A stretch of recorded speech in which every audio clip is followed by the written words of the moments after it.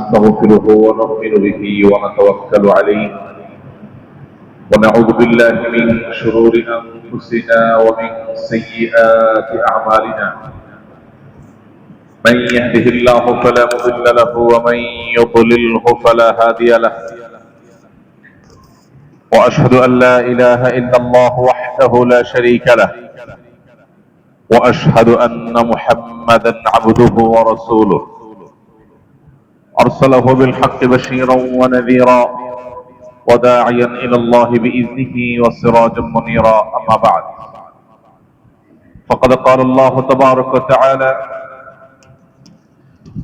أعوذ بالله من الشيطان الرجيم إن الذين آمنوا والذين هاجروا وجاهدوا في سبيل الله أولئك يرجون رحمة الله الله غفور رحيم وعن عبد الله بن عمرو رضي الله تعالى عنه عن النبي صلى الله عليه وسلم أنه قال المسلم من سلم المسلمون من لسانه ويده والمهاجر من هجر ما نهى الله عنه। সকল প্রশংসা আল্লাহ রাব্বুল আলামিনের জন্য, অসংখ্য অগণিত দরুদ এবং সালাম বর্ষিত হোক সর্বকালের সর্বশ্রেষ্ঠ সেই মহামানবের প্রতি, যিনি আমাদের দেখিয়ে গেছেন সত্য এবং সুন্দরের পথ, যিনি আমাদের পথ নির্দেশ করেছেন ন্যায় এবং নিষ্ঠার পথ। অসংখ্য অগণিত দরুদ এবং সালাম বর্ষিত হোক তার প্রতি এবং তার পরিবারবর্গের প্রতি, তার সহচরগণের প্রতি এবং কিয়ামত পর্যন্ত আগত সকল মুসলিম নারী পুরুষ সকলের প্রতি। আল্লাহুম্মা সাল্লি আলাইহিম আল্লাহুম্মা বারিক আলাইহিম। মুহতারাম মুআজ্জাজ মুসাল্লিয়ানে কেরাম, আজ 1447 হিজরি সালের প্রথম দিন, পহেলা মুহররম 1447 হিজরি, হিজরি বর্ষের প্রথম দিন। গত বছর আমরা হিজরি বর্ষের প্রথম দিনকে কেন্দ্র করে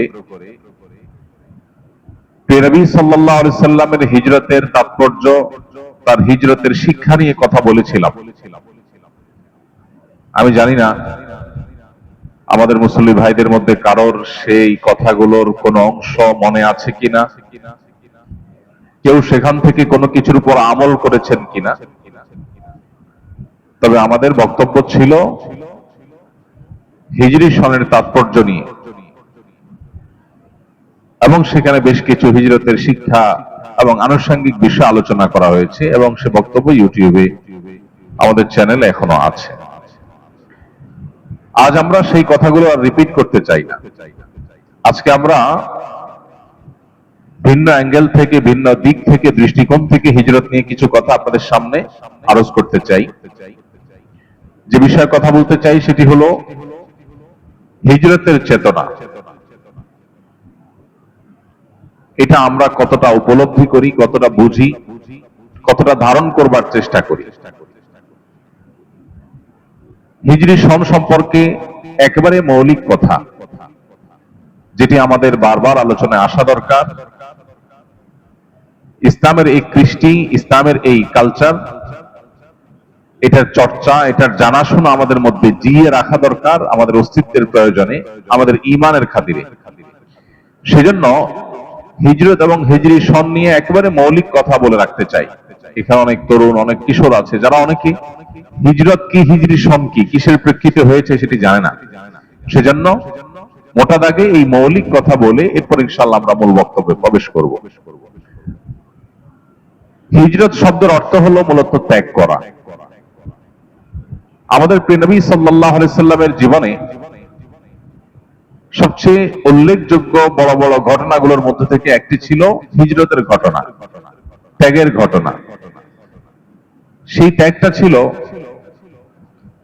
মক্কার মুশরিকদের, কুরাইশদের অত্যাচারে অতিষ্ঠ হয়ে যখন আর মক্কায় দ্বীন এবং ঈমান নিয়ে বসবাস করা অসম্ভব হয়ে পড়েছিল, আল্লাহ নবী সাল্লাল্লাহু আলাইহি সাল্লাম এবং তার অনুসারী সাহাবা একরাম তারা আল্লাহর নির্দেশ ফরজ নামাজটাও পর্যন্ত প্রকাশ্যে আদায় করবার সুযোগ পাচ্ছিলেন না। মক্কায় তাদের জন্য আল্লাহর জমিন যখন সংকীর্ণ হয়ে আসছে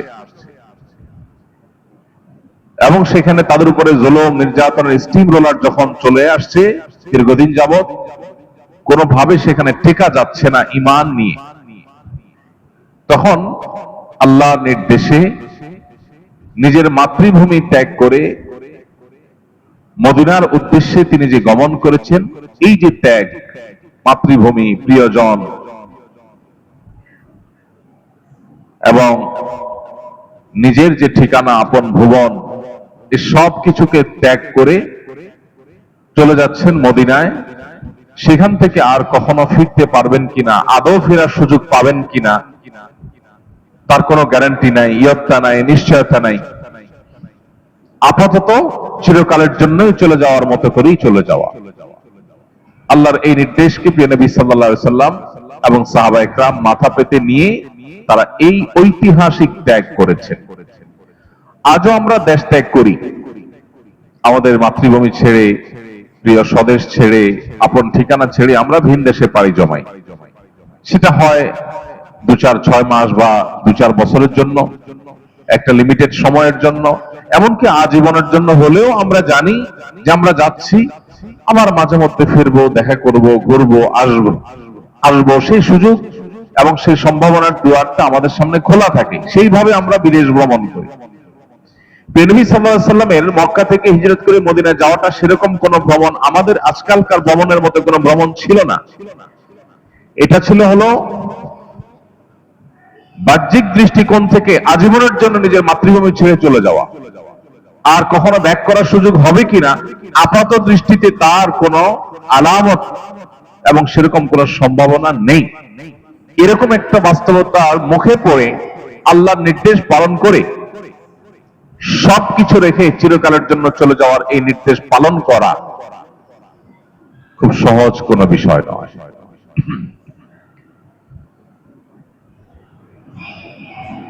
আমার এই জন্যই পুরো কোরআন খুললে আপনি দেখবেন, হাদিসের পাতাগুলো উল্টালে দেখতে পাবেন হিজরতের মহিমা, হিজরতের তাৎপর্য, হিজরতের ফজিলত, এর মর্যাদা আল্লাহর কাছে কত বেশি সেগুলো উল্লেখ করা হয়েছে। কেন? কারণ আল্লাহর নির্দেশ পালনার্থে এত বড় স্যাক্রিফাইস করতে পারা, এত বড় ত্যাগ করতে পারা, এটা আল্লাহর কাছ থেকে পুরস্কার পাওয়ার অনেক বড় একটা মাধ্যম।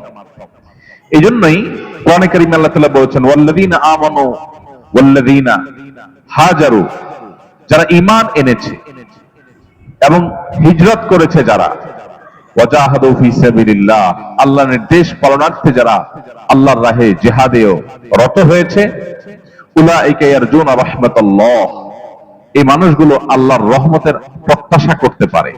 আল্লাহ তাদের রহমত দান করবেন এই বিশ্বাস তারা রাখবে। আল্লাহু গফুরুর রহিম, আল্লাহ তাআলা ক্ষমাশীল এবং দয়ালু। এর থেকে বোঝা গেল যে হিজরত এটা এমন একটা আমল যার মাধ্যমে আল্লাহ তাআলার রহমত আরো বহুবিধ উপকারিতা করে, এবং সুন্নাহ থেকে আমরা জানি যে হিজরতের মাধ্যমে পাওয়া যায়। তো এই যে নবী সাল্লাল্লাহু আলাইহি সাল্লামের জীবনে বড় একটা ঘটনা, মক্কা থেকে হিজরত করে মদিনায় চলে আসতে হলো। তার বয়স যখন 53, তখন তাকে আল্লাহর পক্ষ থেকে নির্দেশ দেওয়া হলো, এবং এই বয়সে তাকে তার পরিবারের সবাইকে রেখে একরকম তাকে অনেকটা নিঃসঙ্গ, শুধু আবু বকর সিদ্দিক রাদিয়াল্লাহু আনহু একজন সহচরকে সাথে নিয়ে তিনি হিজরত করলেন। শুধু তিনি নয়, তারপরে তার অনুসারী সাহাবায়ে কেরামদের উপর হিজরতের নির্দেশ যখন আল্লাহর পক্ষ থেকে এলো, তারাও একে একে হিজরত করলেন। কিন্তু সেই হিজরত গুলো ছিল বড় হৃদয় বিদারক। সারা জীবনের উপার্জন করা সহায় সম্পদ, স্থাবর সম্পদ, টাকা পয়সা, ধন দৌলত, জমি জমা, ভিটা বাড়ি, সবকিছু, এমনকি নিজের পরিবারের সদস্যদেরকে রেখেও অনেককেই হিজরত করতে হয়েছে। আল্লাহ সেই নির্দেশ পালনার্থে সাহাবীরা কার্পণ্য করেন নাই, সবাই হিজরত করেছেন, এবং নবী সাল্লাল্লাহু আলাইহি ওয়াসাল্লামের নির্দেশে প্রত্যেককেই মক্কা থেকে হিজরত করে মদিনায় যেতে আমরা দেখেছি। এই যে সবকিছু ছেড়ে ছেড়ে চলে আসা, আজকাল আমরা যে রিফিউজিদেরকে দেখি, শরণার্থীদেরকে দেখি, এক দেশ ছেড়ে আরেক দেশে তারা আশ্রয় নেয়, যুদ্ধ বিগ্রহ লেগে গেলে যান বাঁচানোর জন্য, জীবন রক্ষার জন্য। এইটার সাথেও নবী সাল্লাল্লাহু আলাইহি ওয়াসাল্লামের হিজরতকে পুরোপুরি কম্পেয়ার করা যায় না। কারণ এখনকার যারা রিফিউজি আছেন, যারা শরণার্থী আছেন, তারাও কিন্তু অনেক কিছু সাথে নিয়ে যেতে পারে। তাদেরকে দলে দলে হিজরত করতে দেওয়া হয়। নবী করিম সাল্লাল্লাহু আলাইহি সাল্লামের সময়কার হিজরত ছিল, আপনারা জানেন যে তিনি রাতের অন্ধকারে আবু বকর রাদিয়াল্লাহু তাআলাকে সাথে নিয়ে একাকী নিঃসঙ্গ বের হয়েছেন এবং অনেক কলা কৌশল করে তাকে মদিনা পর্যন্ত পৌঁছাতে হয়েছে। তাকে পেছনে ধাওয়া করা হয়েছে, অর্থাৎ তার ভূমিতে তাকে বসবাস করতে দেওয়া হবে না, বিকজ তিনি ঈমানদার, বিকজ তিনি আল্লাহর বান্দা, বিকজ তিনি তাওহীদে বিশ্বাসী। এই জন্য তার ভূমিতে তাকে থাকতে দেওয়া তো হবেই না, অন্য জায়গায় চলে যাবেন সেটাও দেওয়া হবে না। তাহলে জুলুমের মাত্রা কোথায় ছিল? কিন্তু আল্লাহর সেই কঠিন নির্দেশকেও নবী সাল্লাল্লাহু আলাইহি ওয়াসাল্লাম সাহাবায়ে কেরাম হাসি মুখে মেনে নিয়েছেন। হিজরতের এই ঘটনা আপাত দৃষ্টিতে বেদনার ঘটনা, সব ছেড়ে ছেড়ে চলে গেছেন, কিন্তু একটু গভীরে প্রবেশ করলে হিজরত পরবর্তী ঘটনা প্রবাহগুলোর প্রতি খেয়াল রাখলে, নজর দিলে দেখা যায় যে এই হিজরতই ছিল প্রিয় নবী সাল্লাল্লাহু আলাইহি ওয়াসাল্লাম সাহাবায়ে কেরাম তথা মুসলিম জাতির ঘুরে দাঁড়ানোর সবচেয়ে বড় টার্নিং পয়েন্ট। আপাত দৃষ্টিতে শরণার্থীর মতো অসহায় হয়ে নিজ মাতৃভূমিতে সবকিছু ছেড়ে ছড়িয়ে, এমনকি পরিবারের সদস্যদেরকে রেখেও অনেকটা লুকিয়ে ছাপিয়ে রাতের অন্ধকারে মক্কা ছেড়ে মদিনায় গিয়ে পাড়ি জমাতে হয়েছে। যেখানে গিয়েছেন সেখানে নিজের কোনো ভিটা নাই, বাড়ি নাই, গাড়ি নাই, জমি জমা নাই, টাকা পয়সা নাই, ব্যাংক ব্যালেন্স নাই, ধনী গরিব হয়ে গেছেন, গরিব ধনী সব একাকার হয়ে গেছেন। এরকম একটা বাস্তবতার মুখোমুখি সাহাবায়ে কেরাম হয়েছেন। কিন্তু দেখা গেল যে এই হিজরতের পর থেকেই মুসলমানদের সাফল্য শুরু হলো। বদরের সফলতা এবং পরবর্তী সফলতাগুলো একের পর এক মুসলমানদের পদচুম্বন করতে করতে একটা সময় এই মক্কা, মাত্র কয়েক বছরের ব্যবধানে এই মক্কাকে নবী করিম সাল্লাল্লাহু আলাইহি ওয়াসাল্লাম আবার আল্লাহর অনুগ্রহে জয় করলেন, বীরের বেশে সেখানে প্রবেশ করলেন, এবং যারা তাদেরকে এই মক্কা থেকে বের করে দিলেন তারাই নবী করিম সাল্লাল্লাহু আলাইহি ওয়াসাল্লামের অধীনস্থ হয়ে গেলেন। আল্লাহ তাআলা সেই ব্যবস্থা করলেন। প্রিয় ভাইরা আমার, হিজরতের এই ঘটনা আমাদের জীবনে বারবার পাঠ করা দরকার, পুনর্পাঠ করা দরকার, এবং হিজরতের শিক্ষাকে আমাদের জীবনে ধারণ করা দরকার। আল্লাহ আমাদের সবাইকে সেই তৌফিক দান করুন। আমরা আজকে যে বিষয়ে কথা বলবো বলেছিলাম সেটি হলো হিজরতের চেতনা। আমাদের প্রিয় নবী সাল্লাল্লাহু আলাইহি সাল্লামের জীবনে যে হিজরত হয়েছে, এই হিজরতের মূল চেতনাটা কি?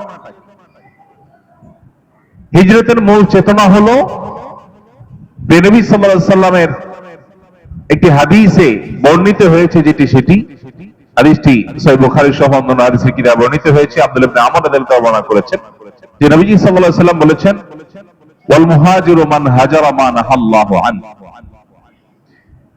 প্রকৃত অর্থে মুহাজির হলেন সেই ব্যক্তি, প্রকৃত অর্থে হিজরতকারী হলেন সেই ব্যক্তি যিনি আল্লাহর নিষিদ্ধ কাজ, বিষয় আশয় থেকে দূরে থাকে, সেগুলোকে ত্যাগ করে। আল্লাহর নিষিদ্ধ বস্তু, বিষয়, সেগুলো লোভনীয় হওয়া সত্ত্বেও সেগুলোকে যে ত্যাগ করে চলতে পারে, এই হলো প্রকৃত অর্থে হিজরতকারী। ইমাম ইবনুল কাইয়্যিম রাহিমাহুল্লাহ তিনি বলেছেন যে হিজরত দুই প্রকার। একটা তো হলো শারীরিক হিজরত, এক জায়গা থেকে আরেক জায়গায় চলে যেতে যাওয়া, স্থানান্তর হওয়া, এটা তো খুবই পরিষ্কার। বাট আরেকটা হিজরত আছে আত্মিক হিজরত, মানসিক হিজরত, মনের থেকে হিজরত। সেটা হলো যে আল্লাহর নিষিদ্ধ যে বিষয় বস্তু আছে সে সমস্ত জায়গা থেকে সরে আল্লাহর আদেশের জায়গায় ফিরে আসা, অন্যায় ছেড়ে ন্যায়ের জায়গায় ফিরে আসা, এটা হলো হিজরত, আসল হিজরত। মানুষ মন থেকে যখন আল্লাহর আদেশ নিষেধকে মাথা পেতে নেওয়া এবং আল্লাহর নিষিদ্ধ বস্তু এবং বিষয় থেকে সরে আসার সিদ্ধান্ত গ্রহণ করে, সেটাই হয় আসল হিজরত। এরপরে সেটা কখনো স্থানান্তরের মধ্য দিয়ে প্রকাশ পায়, সেটা কখনো কোনো অন্য কোনো স্যাক্রিফাইস বা ত্যাগের মধ্য দিয়ে প্রকাশ পায়। তো এই জন্য হিজরতের এই চেতনাকে ধারণ করা ছাড়া কেউ না সত্যিকারের মুসলমান হতে পারবে, আর কেউ না সত্যিকারের সাফল্য, সত্যিকারের বিজয়, স্পর্শ করতে পারবে, দেখতে পাবে, যাবত না সেই হিজরতের চেতনাকে ধারণ করে। কিয়ামত পর্যন্ত আগত মুসলমানদের, সব যুগের সব জায়গার মুসলমানদের বিজয় এবং তাদের চূড়ান্ত সাফল্যের মূল সিক্রেটস হলো এই হিজরত। হিজরতের চেতনায় যদি মুসলিম জাতি ধারণ করে নিজেদেরকে, সেটা যদি নিজেদের মধ্যে রপ্ত করতে পারে, এই চেতনা যদি উজ্জীবিত হয়, এই চেতনা যদি তাকে পরিচালিত করে, তাহলে ইনশাআল্লাহ সে আল্লাহর খাতায় যেরকম হাকিকি মুসলিম, প্রকৃত অর্থে মুসলিম হতে পারবে, ঠিক একই ভাবে নবী সাল্লাল্লাহু আলাইহি সাল্লাম এবং সাহাবায়ে কেরামের জীবনে যেরকম হিজরতের পরবর্তী ইতিহাসটা শুধু হাসির ইতিহাস, আনন্দের ইতিহাস, সেটি আমরাও ধারণ করতে পারবো। প্রিয় ভাইরা আমার, আপনারা জানেন ঈসাই সন বা খ্রিস্টীয় সন, যেটাকে আমরা ইংরেজি সন বলি ভুলবশত, যে সনের সাথে আসলে ইংরেজির সম্পর্ক নয়, বরং যে সনের সাথে ঈসা আলাইহিস সালামের জন্মের সম্পর্ক আছে বলে যে বিশ্বাস খ্রিস্টানরা করে, সেখান থেকে শুরু।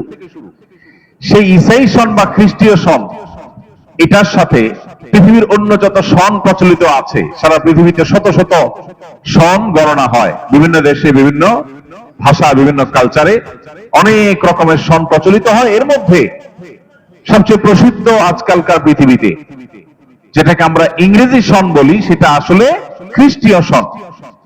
খ্রিস্টানরা মনে করে ঈসা আলাইহিস সালামের জন্ম হয়েছে যে বছর, সেই বছর থেকে সন গণনা তারা শুরু করেছে। সেটা গুনতে গুনতে আজ তারা 2025-এ এসে থেমেছে, অর্থাৎ আজ থেকে 2024 বছর আগে ঈসা আলাইহিস সালামের জন্ম হয়েছে। তাই ঈসা আলাইহিস সালামের জন্ম একটা আনন্দের বিষয়, একজন নবীর জন্ম একটা আনন্দ এবং খুশির বিষয়। সেই বছরকে এক ধরে গণনা করতে করতে আজ 2025 পর্যন্ত এনেছে খ্রিস্টানরা। এটার সাথে খ্রিস্টান ধর্মের সম্পর্ক, এটা ধর্মীয় সন, এটা কোনো ভাষাগত সন না। আমরা তো মনে করি এটা একটা ভাষাগত সন, এই জন্য ইংরেজি সন বলি আমরা। এটা খ্রিস্টানদের সন। আবার হিজরি সন যেটাকে আমরা বলছি, এটাকে অনেক মুসলমান বলেন আরবি সন। অনেকে মনে করেন, ধারণা করেন এটা আরবদের সন। আরব দেশে আরেকটা সন প্রচলিত আছে, মাসের নাম আলাদা আলাদা আছে, এবং সেটা এখনো প্রচলিত আছে। আরবরা সেটাকে এখনো সংরক্ষণ করে। আমরা যেরকম বাংলা সনকে গণনা করি হিজরি সন এবং ঈসাই সন খ্রিস্টাব্দের পাশাপাশি, আরবরা এরকম হিজরি সনের পাশাপাশি আরবদের ঐতিহ্যবাহী একটা সন আছে, সেটা তারা গণনা করে। হিজরি সনটা মূলত আরবদের সন না, হিজরি সনটা হলো মুসলমানদের সন। এর সাথে আরবদের সম্পর্ক জড়িত নয়, এর সাথে মুসলমানদের সম্পর্ক এবং স্বার্থ জড়িত। নবী সাল্লাল্লাহু আলাইহি সাল্লামের হিজরতের বছরকে, যে বছর তিনি মক্কা থেকে হিজরত করে মদিনায় আসছেন, সেই বছরকে প্রথম ধরে এরপরে 2-3 গুনতে গুনতে আজ 1447তম বর্ষে আমরা পদার্পণ করলাম। সাহাবায়ে কেরাম যখন এই সন গণনা নিয়ে বৈঠক করেন, তখন রাষ্ট্রীয় বিভিন্ন চিঠি মদিনা থেকে খলিফাদের বিভিন্ন চিঠি যখন বিভিন্ন জায়গায় যেত, মাস লেখা থাকতো রমজান, এতই রমজান, কোন সালের রমজান সেটা আর লেখা থাকতো না, কারণ সন গণনা তখন হিজরি সন শুরু হয়নি। তখন তারা দ্বিধায় পড়ে যেতেন, এই চিঠি কি এই বিগত রমজানের না তার আগের রমজানের। তখন সাহাবায়ে কেরাম মিটিং এ বসলেন, পরামর্শ ডাকলেন নিজেদের মধ্যে। সিনিয়র সাহাবীদের নেতৃত্বে মিটিং হলো, পরামর্শ হলো, মতামত নেওয়া হলো যে আমাদের একটা সন গণনা শুরু হওয়া দরকার, যাতে আমাদের রাষ্ট্রীয় মদিনা রাষ্ট্রের চিঠিগুলো এবং অন্যান্য কাগজপত্রগুলোতে সন লেখা থাকে এবং হিসাব নিকাশে ঝামেলা তৈরি না হয়। এখান থেকে হিজরি সনের সূত্রপাত। তখন সাহাবায়ে কেরাম এক একজন এক এক মত দিয়েছে। চূড়ান্ত ভাবে যেটা সিদ্ধান্ত হিসাবে গৃহীত হয়েছে সেটি হলো যে নবী করিম সাল্লাল্লাহু আলাইহি ওয়াসাল্লামের হিজরত থেকেই এই সনের গণনা শুরু হবে। মতামত অনেকগুলো ছিল, অনেক চমৎকার চমৎকার মতামত ছিল। কারো মতামত ছিল নবী সাল্লাল্লাহু আলাইহি ওয়াসাল্লামের জন্মের বছরকে প্রথম ধরে সন গণনা শুরু হোক। কারো মতামত ছিল মক্কার বিজয়ের ঘটনাকে এক ধরে সেখান থেকে সন গণনা শুরু হোক। কিন্তু চূড়ান্ত ভাবে সিদ্ধান্ত হলো যে নবী সাল্লাল্লাহু আলাইহি ওয়াসাল্লামের মৃত্যু বা জন্ম বা অন্য কোনো বিজয়, এসব কিছুর কোনোটাই নয়। যেদিন হিজরত করতে হয়েছে যে বছর, সেই বছরকে এক ধরে তারপরে সন গণনা শুরু হবে। এটি নিয়ে আমরা এর আগেও আপনাদেরকে বলেছিলাম যে এখানেই মুসলমানদের হিজরি সনের সাথে অন্য সব সন গণনার একটা মৌলিক পার্থক্য স্পষ্ট হয়।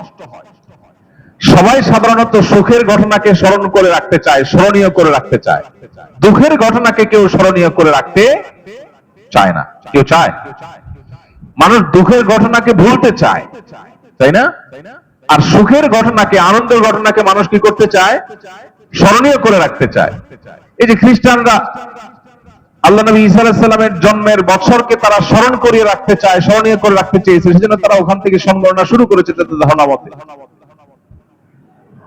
কিন্তু মুসলমানরা, আমরা যাদের উত্তরসূরি, সে আমাদের পূর্বসূরি সাহাবায়ে কেরাম, খোলাফায়ে রাশেদা, ওমর রাদিয়াল্লাহু তাআলা আনহু, অন্যান্য সাহাবায়ে কেরাম, তারা এই যে হিজরি সন এর গণনা শুরু করেছেন নবী সাল্লাল্লাহু আলাইহি ওয়াসাল্লামের হিজরত থেকে। এটা তো একটা বেদনাদায়ক ঘটনা, এটা তো একটা দুঃখের বছর।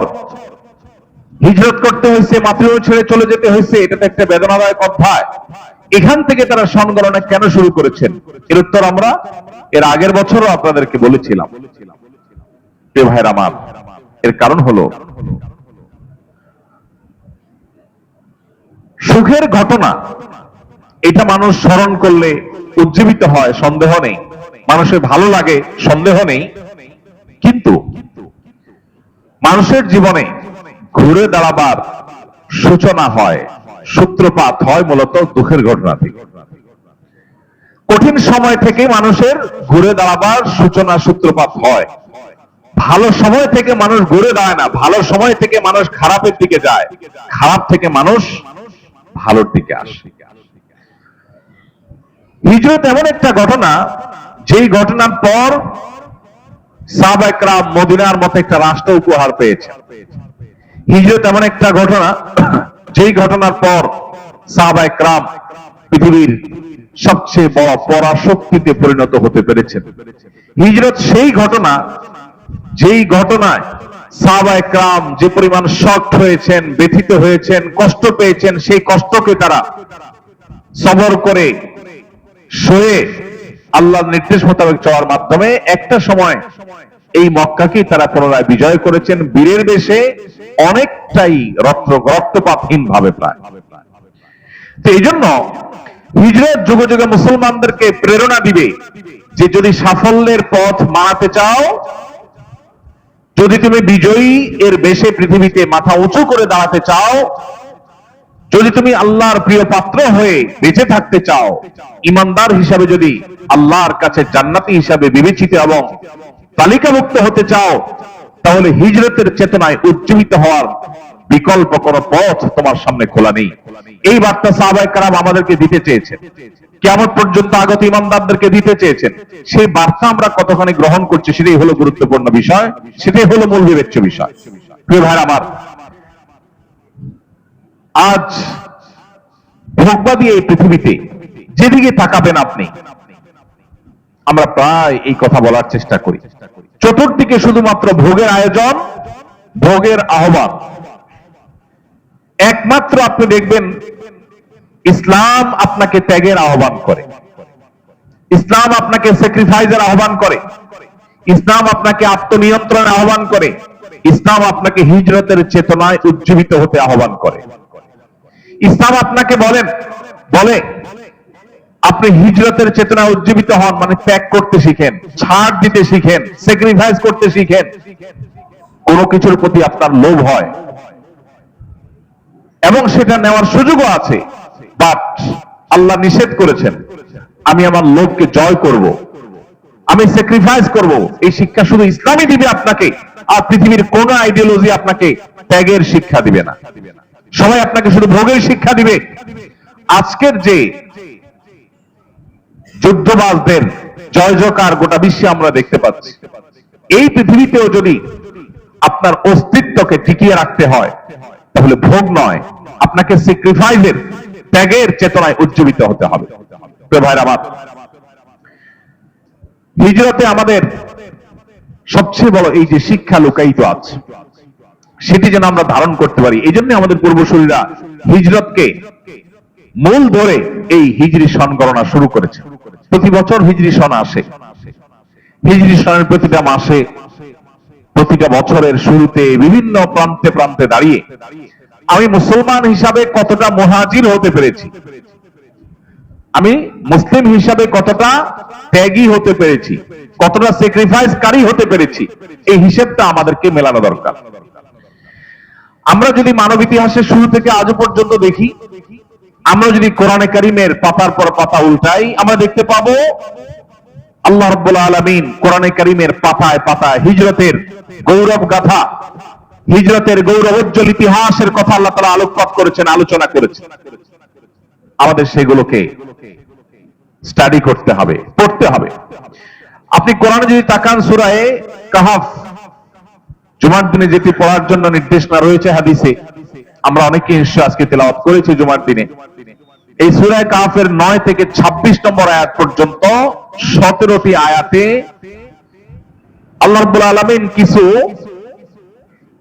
বিপ্লবী বীর যুবকদের ঘটনা এবং ইতিহাস আলোচনা করেছেন, যাদেরকে কোরআন এবং হাদিস তথা ইতিহাস হাজার হাজার বছর পরও আসহাবে কাহাফ বলে জানে। এই হাজার হাজার বছর আগে আসহাবে কাহাফের কিছু যুবক, কিছু তরুণ, আল্লাহ তাআলা তাদের সম্পর্কে বলেছেন যে ইন্নাহুম ফিতয়াতুন আমানু বিরাব্বিহিম ওয়া জিদনাহুম হুদা। তারা এমন কিছু যুবক ছিল যারা তাদের রবের প্রতি ঈমান এনেছে। সাধারণ কোন তরুণ নয়, সাধারণ কোন যুবক নয় যে রাস্তায় হেয়ালিপনা করে বেড়ায়, সাধারণ কোন যুবক নয় যে রাস্তায় দোকানে দোকানে রেস্টুরেন্টে আড্ডা মেরে মেরে তাদের যৌবনকে নষ্ট করে। এই হেয়ালিপনায় ডুবন্ত যুবক নয়, এমন যুবক যে যুবক ঈমানী চেতনায় উজ্জীবিত, যে যুবক তার গন্তব্য সম্পর্কে খবর রাখে, যে যুবক তার রবের পরিচয় পেয়েছে, যে যুবক সচেতন, সতর্ক, দায়িত্বশীল, আদর্শবান যুবক। আল্লাহ তাআলা বলেছেন তারা ঈমান এনেছে তাদের রবের প্রতি, ওয়াজিদনাহুম হুদা। ঈমান আনার পর সেই ঈমানকে ধরে রাখার জন্য তারা সংগ্রাম করেছে, হিজরত করেছে, স্যাক্রিফাইস করেছে, ত্যাগ করেছে। আল্লাহ রাব্বুল আলামিন তাদেরকে তাদের হেদায়েতকে বৃদ্ধি করেছে, তাদের হেদায়েতকে আল্লাহ তাআলা বাড়িয়ে দিয়েছেন। তারা হেদায়েতের উপর আরো বেশি অটল এবং অবিচল থাকতে পেরেছে। সম্মানিত ভাইরা আমার, এই জন্য হিজরতের এই চেতনা কতটা গুরুত্বপূর্ণ হলে সূরা কাহফের মতো সূরায় নামকরণ করাই হয়েছে সেই যুবকদের নামে, যে যুবকদের সংখ্যা নিয়ে কোরআনে কারীমে আল্লাহ বলেছেন মানুষ সেই আগে থেকেই বিতর্ক করেছে তাদের সংখ্যা কত ছিল। তবে তাদের সংখ্যা যাই থাকুক, তাদের সাথে একটা কুকুর ছিল এবং তারা বিশুদ্ধ মত অনুযায়ী 7 জন ছিলেন, কুকুর সহ তারা 8 জন। তারা যেখানে বসবাস করেছেন সেই জায়গাটা আজকের পৃথিবীতে, আজকের ভৌগোলিক মানচিত্রে, আজকের ভৌগোলিক অবস্থানে কোন জায়গায় ছিল সেটা নিয়ে অনেক মতভেদ আছে। অনেকে বলেছেন জর্ডানে ছিল, অনেকে বলেছেন আজকের তুরস্কের মধ্যে পড়েছে।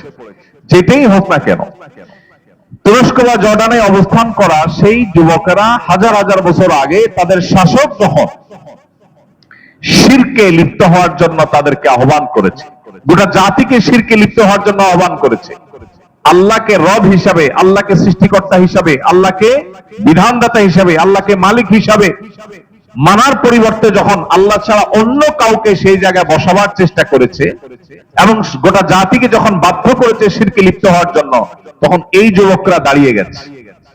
তারা বলেছে না, গোটা জাতি করতে পারে, আমরা 7 জন করব না। আমরা আমাদের রবের পরিচয় পেয়েছি, আমাদের রবের প্রতি ঈমান এনেছি, রবের সঙ্গে আর কাউকে আমরা শিরক করব না। তারা যখন অটল অবিচল ছিল, আল্লাহ রাব্বুল আলামিন আসহাবে কাহফের সেই যুবকদেরকে হেদায়েত করলেন, তাদেরকে আল্লাহ পথ নির্দেশ করলেন, গাইড করলেন। তারা সেই এলাকা ত্যাগ করলো, তাদের সাথে একটা কুকুর, সেই কুকুরও তাদের সাথে চলে আসলো। আসার পর তারা অনেক দূর আসার পর একটা গুহা, বড় একটা গুহা দেখি তারা গুহার ভেতরে প্রবেশ করলো। আল্লাহ রাব্বুল আলামিন তাদেরকে অলৌকিকভাবে ঘুম পাড়িয়ে দিলেন। এই 17টি আয়াতে বিস্তারিত বিবরণ আল্লাহ তাআলা উল্লেখ করেছেন নিজেই। তাদেরকে আল্লাহ এমন ভাবে ঘুম পাড়িয়ে দিলেন যে ওয়াতাহসাবুহুম আয়কাযা ওয়া হুম রুকুদ, তাদেরকে দেখলে মনে হবে তারা জেগে আছে, চোখ খোলা, অথচ তারা ঘুমন্ত। আল্লাহ তাদেরকে ঘুম পাড়িয়ে দিলেন। এক ঘুমে তাদের কেটে গেছে কত বছর? আল্লাহ তাআলা কোরআনে বলেছেন যে ওয়ালাবিথু ফি কাফিহিম 300 সিনিনা ওয়াজদাদু 9। কত বছর? 309 বছর। 309 বছর তারা এক ঘুমে কাটিয়েছে, আল্লাহ সুস্থ স্বাভাবিক রেখেছেন, তাদের মৃত্যু হয়নি। 309 বছর পর বহু পানি তাদের নদীতে গড়িয়ে গেছে, বহু সরকারের উত্থান পতন হয়েছে, সে জালিম শাসকের পতন হয়ে গেছে, আরো বহু সভ্যতার পরিবর্তন হয়েছে। এই 309 বছর পর আল্লাহ তাদেরকে ঘুম থেকে জাগালেন। 309 বছরের পুরাতন যে মুদ্রা ছিল, সেই মুদ্রা তাদের কাছে ছিল। সেটা নিয়ে তারা যখন ঘুম থেকে উঠে কেউ একজন তাদের মধ্যে থেকে বাজারে খাবার কিনতে গেলেন, তখন হইচই পড়ে গেল, আরে এই মানুষগুলোকে দেখে তো স্বাভাবিক মনে হচ্ছে না, আর এই মুদ্রা তো শত শত বছর আগের পুরাতন মুদ্রা। পরবর্তীতে আল্লাহ তাআলা তাদেরকে তাদের সেই ঈমানের উপরে অটল অবিচল রেখে আল্লাহ তাআলা তাদেরকে দুনিয়া থেকে নিলেন, এবং এখনো পর্যন্ত সেই গুহা সংরক্ষিত আছে। গুহার মুখে তাদের নাম লেখা আছে। আল্লাহ তাদেরকে স্বাভাবিক মৃত্যু দিলেন, তারা সসম্মানে দুনিয়া থেকে চলে গেলেন। এই যে আসহাবে কাহফের যুবকেরা, সমাজে অন্য 10 জনের সাথে তাল মিলিয়ে থাকলে তারা থাকতে পারতেন, কিন্তু তারা থাকলেন না। তারা যেই জায়গায় আল্লাহর ইবাদত করা যাচ্ছে না এবং নিজের অস্তিত্ব টিকানো যাচ্ছে না, সেখানে থাকতে হলে ইবাদত, আল্লাহর দাসত্ব, গোলামি এবং ঈমানের সাথে স্যাক্রিফাইস করে থাকতে হবে। তো ঈমানকে স্যাক্রিফাইস করে আমি থাকবো না, এই চেতনা যখন উজ্জীবিত হয়েছে, ঈমানের জন্য প্রয়োজনে সবাইকে স্যাক্রিফাইস করব, সেই চেতনা যখন তারা ধারণ করেছে, তখন তাদের জন্য সহজ হয়েছে সবকিছু ছেড়ে ছুড়ে চলে আসাটা। আর যখন তারা চলে আসছে, আল্লাহ তাআলার সাহায্য তাদের জন্য শুরু হয়ে গেছে। ভাই আমার, ইসলাম জিন্দা হোতা হায় হার কারবালা কে বাদ, একটা প্রসিদ্ধ উক্তি আছে, প্রতিটি কারবালার ঘটনা, নির্মম ঘটনা, এটির পরে ইসলামের বিজয় হয়ে থাকে। যেখানে দেখবেন স্যাক্রিফাইস এবং ত্যাগের মাত্রা অনেক বেশি, বুঝে নিতে হবে সেখানেই লুকায়িত আছে বিজয় এবং সাফল্যের গৌরবোজ্জ্বল ইতিহাস। শুধুমাত্র সেই সময়টা পার করার ব্যাপার। আজ আমরা যারা নিজেদেরকে মুসলমান দাবি করি, অনেকে 5 ওয়াক্ত নামাজও পড়ার চেষ্টা করি, মা বোনেরা পর্দা মেইনটেইন করার চেষ্টা করেন, এরকম মানুষদের মধ্যেও দেখা যায় স্যাক্রিফাইসের কোনো চেতনা আজ নাই। চতুর্দিকে শুধু ভোগ আর ভোগ। আমরা মুসলমান হলাম এমন মুসলমান যে মুসলমান ইসলামের বেসিক বিষয়গুলো মানবো এবং তার পাশাপাশি আমরা আমাদের খেয়াল খুশি মতো জীবন যাপন করবো। ভাইরা আমার, হিজরত আমাদেরকে বলে এর নাম ইসলাম না। ইসলাম কি? এই যে আসহাবে কাহফের যুবকেরা, সূরা কাহফে যাদের ঘটনাকে কেন্দ্র করে পুরো সূরার নামই আল্লাহ রেখেছেন, টানা 17টি আয়াত যাদের জন্য আল্লাহ নাজিল করেছেন, সেই যুবকদেরকে আল্লাহ তাআলা এত পছন্দ করেছেন, এত ভালোবেসেছেন, আল্লাহ সার্টিফিকেট দিয়েছেন, ইন্নাহুম ফিতয়াতুন আমানু বিরাব্বিহিম ওয়া জিদনাহুম হুদা। তারা আল্লাহর পক্ষ থেকে ঈমানদার এবং হেদায়েত প্রাপ্তের সার্টিফিকেট তারা পেয়েছে। অতএব তারা যেভাবে স্যাক্রিফাইস করেছেন, আজ আমাদের জীবনের পরতে পরতে, মোড়ে মোড়ে, জীবনের প্রত্যেকটা টার্নিং পয়েন্টে এরকম স্যাক্রিফাইস এবং হিজরত করার প্রয়োজন দেখা দেয়। আর আল্লাহ যা নিষেধ করেছেন, কোরআন এবং হাদিস যা নিষেধ করেছে, সেগুলোকে ত্যাগ করা, সেই সাইডকে ব্লক করা, সেগুলোকে না বলতে জানা, এটাই হলো মুহাজির। আর এই মুহাজিরই আল্লাহ তাআলার কাছ থেকে চূড়ান্ত ভাবে রিওয়ার্ড এবং পুরস্কার লাভ করবে। ভাইরা আমার, আজ গোলালো মার্কা মুসলমান ঘরে ঘরে, যারা নামাজও পড়ে আবার গানও শুনে, যারা রোজাও রাখে আবার হারাম উপার্জন করে, যারা কোরআন তেলাওয়াতও শুনে আবার একই সাথে হারাম জিনিসও শুনে। আজ সেই মুসলমানের বড় অভাব, যে মুসলমান হিজরতের চেতনা নিজেকে উজ্জীবিত করতে পেরেছে, যে মুসলমান বেছে বেছে চলা শিখছে, যে মুসলমান আল্লাহ এবং তার রাসূলের নিষিদ্ধ বিষয়গুলো থেকে হিজরত এবং ত্যাগ এবং স্যাক্রিফাইস করা শিখেছে এবং সেটি আত্মস্থ করেছে, সেটিকে মন্থন করেছে, সেটিকে অনুসরণ করে চলে, এই মুসলমানের বড় বেশি অভাব। আমাদের আজ সিদ্ধান্ত নিতে হবে আমরা কি জান্নাতে যেতে চাই কিনা। আমাদের সিদ্ধান্ত নিতে হবে আমরা কি আমাদের পূর্বসূরি নবী করিম সাল্লাল্লাহু আলাইহি ওয়াসাল্লাম সাহাবায়ে কেরামের হিজরত পরবর্তী যে গৌরব গাথা, সোনালী ইতিহাসের রচনা হয়েছে, আমরা কি সেই ইতিহাসের পুনরাবৃত্তি আমাদের জীবনে চাই কিনা। যদি চাই, তাহলে আমাদেরকে হিজরতের পথ এটাকে অবলম্বন করতে হবে। তাহলে আমাদেরকে হিজরতের চেতনা উজ্জীবিত হতে হবে। তাহলে আল্লাহ নিষেধ করেছেন ঘুষকে, আমি ঘুষে যাব না। ঘুষ ছাড়া আমার সমাজে টেকাটা কঠিন হবে, আমার অস্তিত্ব ঠিকানা জটিল হবে, আমার সামাজিক অবস্থানটা টিকবে না, অন্যদের সাথে তাল মেলাতে পারবো না, তারপরও আমি সে পথে যাব না। কেন? কারণ আল্লাহ আমাকে নিষেধ করেছে। এর নাম হিজরত। আজকের মুহাজির হলেন সে, যিনি আল্লাহর ভয়ে হারাম হওয়ার কারণে তার ঘোষের কারবার করে লাখপতি কোটিপতি হওয়ার সুযোগ থাকা সত্ত্বেও তিনি সে পথে গেলেন না। এই হলেন মুহাজির। প্রিয় ভাইরা আমার, এরকম শত শত হিজরতের নজির আমাদের সামনে আছে কোরআনে কারিমে। আমি যেটা বলছিলাম, পাতায় পাতায় আপনি হিজরতের গৌরব গাথা পাবেন, হিজরতের সোনালী ইতিহাস পাবেন। আজ আপনাকে প্রতিটি বিজ্ঞাপনের বিলবোর্ড, প্রায় শতভাগ বিজ্ঞাপনে বিলবোর্ড, প্রতিটা বিজ্ঞাপন ভিডিও হোক আর স্থির চিত্র হোক, প্রতিটা বিজ্ঞাপন আপনাকে ভোগের জন্য আহ্বান করে। একমাত্র কোরআন আপনাকে আহ্বান করে ভোগ নয়, ত্যাগ করতে শিখো। তুমি তোমার পরিবারের প্রত্যেকটা সদস্যকে ত্যাগী বানাও।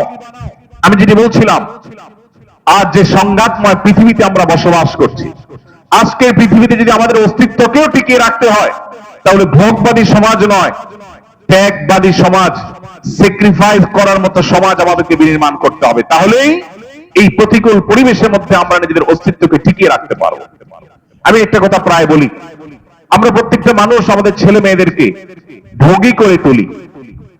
খুব স্বল্প সংখ্যক অভিভাবক আছেন যারা তাদের ছেলে মেয়েদেরকে, ছোট ভাই বোনদেরকে, অধীনস্থদেরকে ত্যাগী করেন।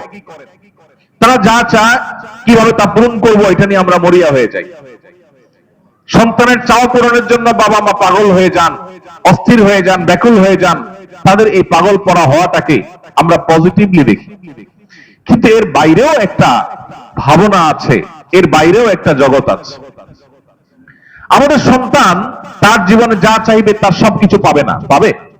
এই সন্তান যখন বড় হবে, সে যখন কর্মজীবনে যাবে, সে যখন এই পৃথিবীর বিভিন্ন প্রান্তে প্রান্তরে তাকে যেতে হবে, তখন সে যা কিছু চাইবে সবকিছুই কি তার জন্য বেটে বলে হবে?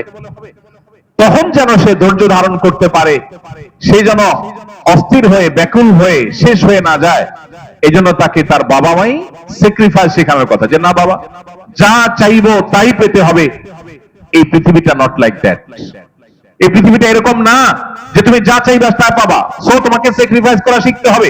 এই স্যাক্রিফাইসের শিক্ষাটাই ইসলাম দিতে বলে, আর কেউ আপনাকে বলবে না। ভাইরা আমার, হিজরত সেই চেতনার কথা আমাদেরকে বলে। আপনি যদি সূরা ইউসুফ খোলেন, আপনি দেখতে পাবেন আল্লাহ নবী ইউসুফ আলাইহিস সালাতু ওয়াস সালাম, তার জীবনে হিজরতের চেতনা ছিল। তিনি পরিষ্কার ভাবে বলেছেন, যখন তাকে মিশরের রাষ্ট্রপ্রধানের স্ত্রী অপকর্মের প্রতি আহ্বান করেছে, জেনার প্রতি আহ্বান করেছে, তখন তিনি বলেছেন তিনি আল্লাহকে ভয় করেন। ইন্নী আখাফুল্লাহ। আল্লাহকে ভয় করার এই চেতনা, এটি তাকে স্যাক্রিফাইস করতে শিখিয়েছে। তিনি বলেছেন না, লোভনীয় অফার, কিন্তু আল্লাহ দেখছেন, আল্লাহ নিষেধ করেছেন, আমি হারামের পথে পা বাড়াতে পারি না। তিনি বলেছেন রব্বিস সিজনু আহাব্বু ইলাইয়া মিম্মা ইয়াদউনানি ইলাইহি।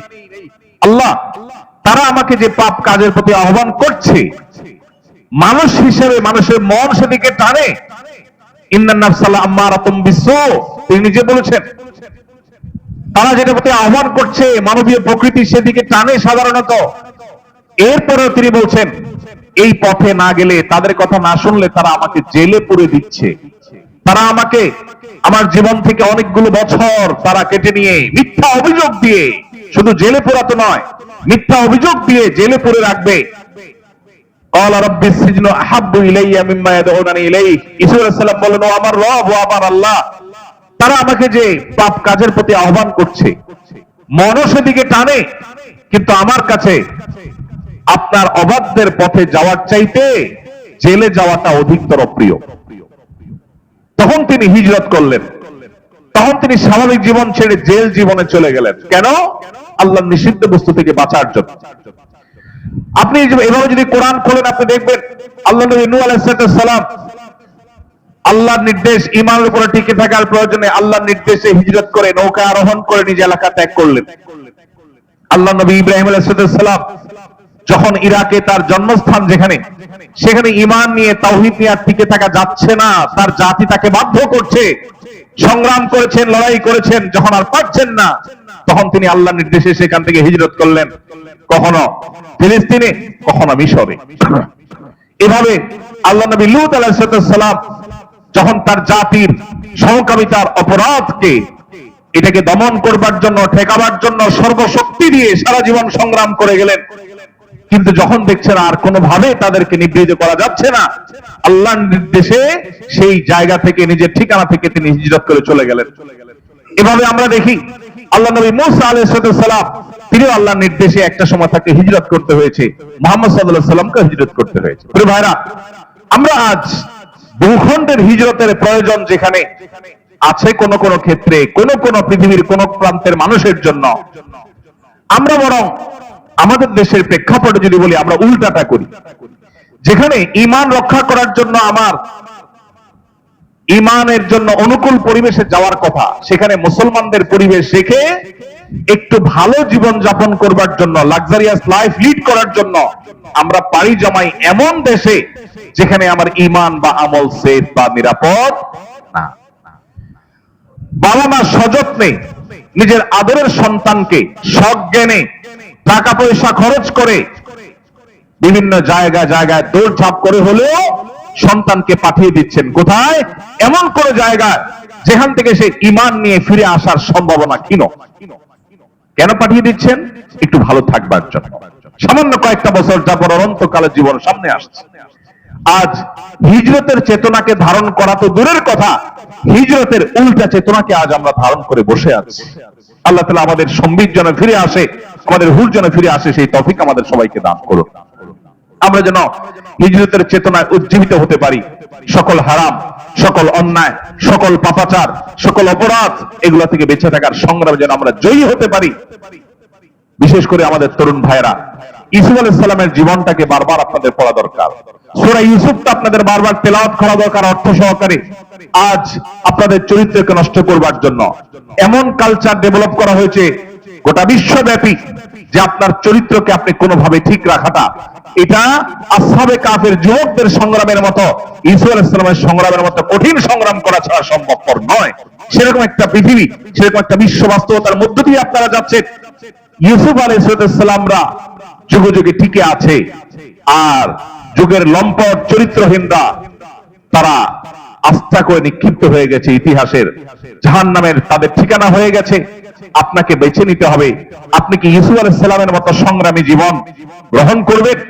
আপনি কি স্যাক্রিফাইসের জীবন গ্রহণ করবেন, নাকি ভোগবাদী জীবনে আপনি গা ভাসাবেন? সিদ্ধান্ত আপনাকে নিতে হবে। পরিবারের সদস্যরা বসে সিদ্ধান্ত নিতে হবে, আমরা কি জান্নাতে যেতে চাই নাকি জাহান্নামে?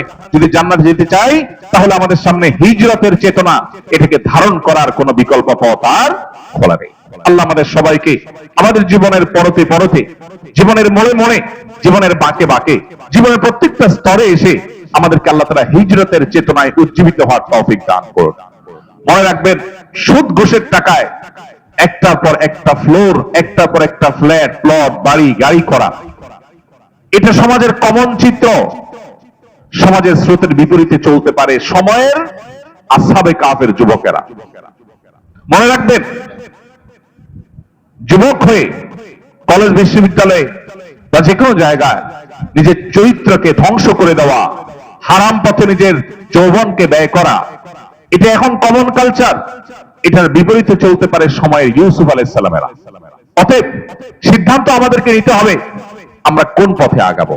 আল্লাহ রাব্বুল আলামিন ফিতনা সংকুল এই পৃথিবীতে যখন ভোগের প্রতি আহ্বান, যেদিকে তাকাবেন সেদিকেই পাবেন, সেরকম একটা সময়ও কোরআনকে সামনে রেখে, কোরআনের আদর্শকে সামনে রেখে সেই হিজরতের চেতনায় উজ্জীবিত হয়ে আল্লাহ যেন আমাদের সবাইকে খাঁটি মুসলমান হিসাবে টিকে থাকার তৌফিক দান করেন। মনে রাখবেন, চূড়ান্ত সাফল্য আল্লাহ তাআলা ভোগবাদীদেরকে দেন না, ত্যাগীদেরকে দেন, স্যাক্রিফাইসকারীকে দেন। আমাদের বহু ভাইকে আমরা দেখেছি লাখ টাকার বেতন ছেড়ে 1000 টাকার ফিগারে বেতনে চলে আসছেন। কেন? হারামকে ছেড়ে হালালের পথে এসেছেন সেজন্য।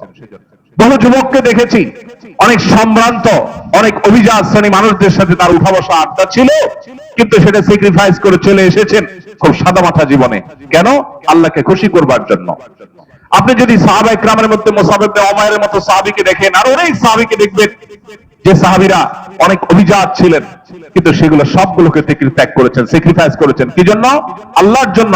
মনে রাখবেন, সেই মুসআব ইবনে উমাইরেরা যারা অভিজাত ফ্যামিলির ধনীর দুলাল ছিলেন, তারা চাইলে সেই লাক্সারিয়াস লাইফ লিড করে দুনিয়ার জীবন পার করতে পারতেন। তাদের কে চিনতো? আজ মুসআব ইবনে উমাইরেরা, আজ সে সমস্ত সিনিয়র অভিজাত সাহাবীরা, আজ ওসমান ইবনে গনিরা যারা অভিজাত ছিলেন, ধনী ছিলেন, আল্লাহর নির্দেশের সামনে যখন সব বিলীন করে দিয়েছেন, স্যাক্রিফাইস করেছে, ১৫০০ বছর পর আজ তারা পৃথিবীতে প্রাসঙ্গিক, তারা অনুসরণীয়, তারা আমাদের মাথার তাজ। অতএব পৃথিবীতে আখিরাত তো আছেই, পৃথিবীতে যদি কেউ সফল হতে চায়, তাকে হিজরতের চেতনাকে ধারণ করতে হবে। আল্লাহ আমাদের সবাইকে সেটাকে তৌফিক দান করুন। হিজরি সনকে আমাদের মনে রাখতে হবে, কোন মাস কখন আসে কখন যায় আমাদেরকে জানতে হবে, এবং সেটাকে আমাদেরকে মুখস্থ রাখতে হবে। এটা আমাদের সন, আরবদের সন না, এটা মুসলমানদের সন। এর সাথে কোনো আরব দেশের, আরব বিশ্বের মানুষের কোনো সম্পর্ক নাই। এর সাথে হিজরতের সম্পর্ক, যে হিজরতের সাথে ইসলামের সম্পর্ক, শুধু আরব ভূখণ্ডের সম্পর্ক নয়। আল্লাহ তাআলা আমাদের সবাইকে এই চেতনাকে ধারণ করা এবং এটাকে উজ্জীবিত হওয়ার তৌফিক দান করুন। জাযাকুমুল্লাহ খাইর ওয়া আখিরু দাওয়ানা আলহামদুলিল্লাহি রাব্বিল আলামিন। বাক্সগুলো